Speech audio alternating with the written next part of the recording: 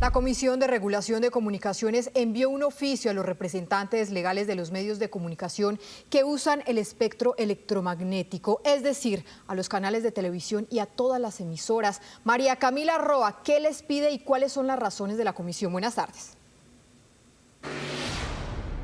Catalina, televidentes, pues estaríamos ante un caso en el que una entidad aclara que no quiso decir lo que dijo. Lo que pasó hoy se divide en dos momentos. Uno inicial en el que la Comisión de Regulación de las Comunicaciones emite y envía el 8 de octubre pasado una muy polémica y hasta preocupante solicitud a los canales y medios que pagan por espectro, solicitándoles información muy sensible y hasta sagrada para los medios de comunicación sobre los consejos editoriales, las políticas internas, los criterios de definición de prioridad de información, contenidos periodísticos y noticiosos. También el pedido incluía que se adjunte soportes de consejos editoriales. Esto llegó el pasado de octubre, pero hoy en rueda de prensa y luego de preguntar insistentemente a las comisionadas sobre el alcance de esta solicitud, dijeron que se está tergiversando el sentido de la solicitud, que tiene única y exclusivamente el propósito de medir buenas prácticas y tomar ejemplos de los medios de comunicación para extenderlos a los demás medios que hacen parte del espectro. Escuchemos. No estamos en ninguna actuación administrativa específica como para establecer sanciones al respecto. Entonces, como eso está en ese ámbito de colaboración, pensamos que ese es el sentido que le tienen que dar a esta solicitud. Y pues no ir más allá, porque nuestra intención no es, pues como mencioné, hacer un tipo de investigación y control en este momento sobre el tema, sino más bien promover ese ambiente de compartir información para que entre todos podamos construir ese ecosistema mediático que se merece el país en una situación tan coyuntural, tan complicada como la que se puede estar viviendo. Pues aparentemente se echaron para atrás, juzguen ustedes, y es que quiero leerles textualmente una parte de esta carta enviada a los medios que decía que el incumplimiento de esta solicitud podrá dar lugar a la adopción de las medidas administrativas correspondientes conforme a lo previsto en la ley. Uno entiende pues posibles sanciones. Hoy dijeron que no habrá sanciones, que es un tema completamente voluntario, pero vamos a ver también el pronunciamiento del presidente Gustavo Petro, que también interpretó como algún tipo de censura esta medida. Aseguró el primer mandatario: se dirige esta carta a actuar de acuerdo al fallo que un magistrado del Consejo de Estado expidió para censurarme. No se me censurará solamente a mí, sino a toda la prensa que use el espectro electromagnético. Esa entidad ha rechazado mi delegado que envié constitucionalmente. Pues hoy aclara la Comisión de Regulación de Comunicaciones que esto no tiene nada que ver con el fallo del Consejo de Estado y que no habrá sanciones. Saber cómo hacen las cosas ustedes para poder compartirla con los otros medios, no decirles cómo las tienen que hacer. Entonces, una vez pues dadas las preocupaciones que aquí se han planteado, pues la sesión de contenidos audiovisuales generará las precisiones a las que haya lugar para que no haya manto de duda sobre el alcance del objetivo que se busca a través de esta solicitud de información. No son sancionatorias, pues porque como también lo mencionó la comisionada Andrea, para que esto sea sancionatorio tiene que haber, a veces uno cuando es abogado habla como muy estructurado. Para que haya una sanción tiene que haber primero una actuación administrativa en la que uno le diga al respectivo agente que lo va a sancionar y por qué lo va a sancionar. No habrá entonces sanciones. El único propósito de solicitar esta información es identificar buenas prácticas para compartirlas con los demás medios de comunicación, y dicen que ante pues las interpretaciones que se dieron erradas según la comisión a esta solicitud, se enviará una nueva carta a los medios que la recibieron aclarando el alcance. Para el cierre, un dato, y es que sobre la orden del Consejo de Estado a la Comisión de regular lo que tiene que ver con las alocuciones del presidente y fijar el alcance puntual, dicen que emitirán la circular en las próximas horas porque aún están analizando ese fallo del Consejo de Estado.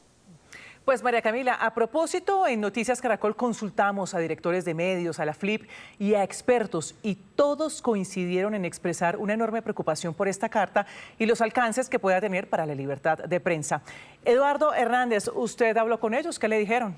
Hola Nabile, ¿qué tal? Muy buenas tardes. Sí, mire, coinciden en decir eso que estaba diciendo María Camila. Una cosa es lo que dice la carta, otra cosa son las explicaciones e incluso en el caso de que se trate de un ejercicio voluntario, supuestamente de unificación de criterios, de escogencia de las noticias, de su manejo y demás, para la Fundación para la Libertad de Prensa es algo absolutamente preocupante. Hablamos con su directora, Sofía Jaramillo.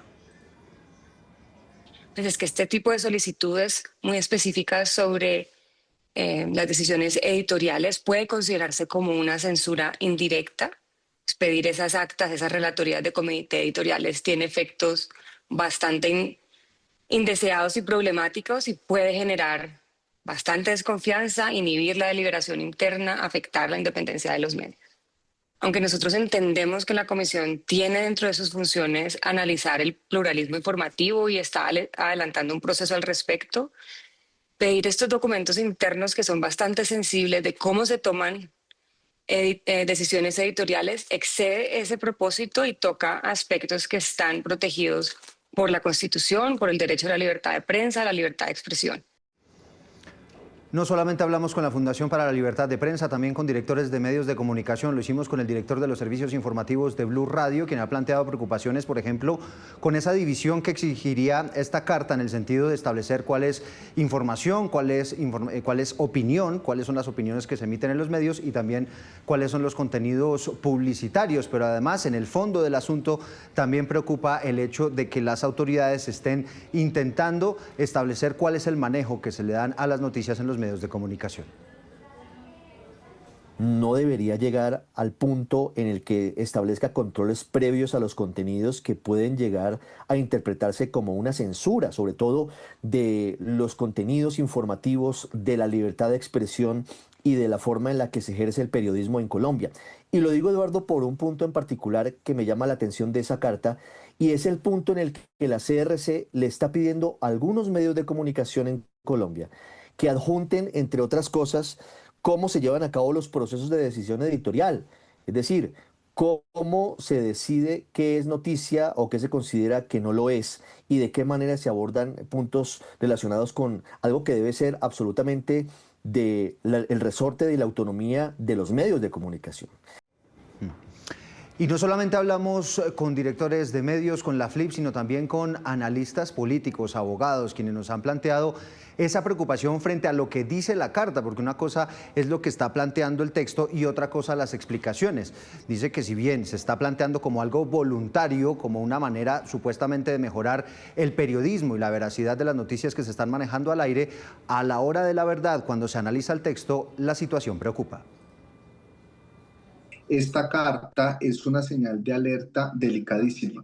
Esta carta raya con la censura y pone en grave riesgo la libertad de prensa. No supera un estándar constitucional y mucho menos de los estándares del derecho internacional de los derechos humanos y la reiterada jurisprudencia del sistema interamericano.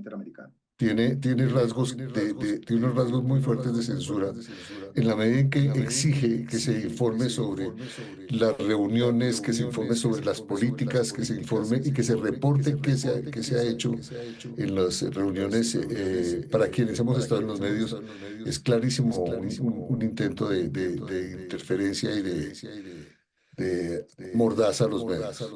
Dice Pedro Medellín que llama la atención que se sustente esta carta en uno de los artículos de la Constitución que protege precisamente esa libertad de prensa, pues dice que contrario a proteger esos derechos podrían estarse vulnerando.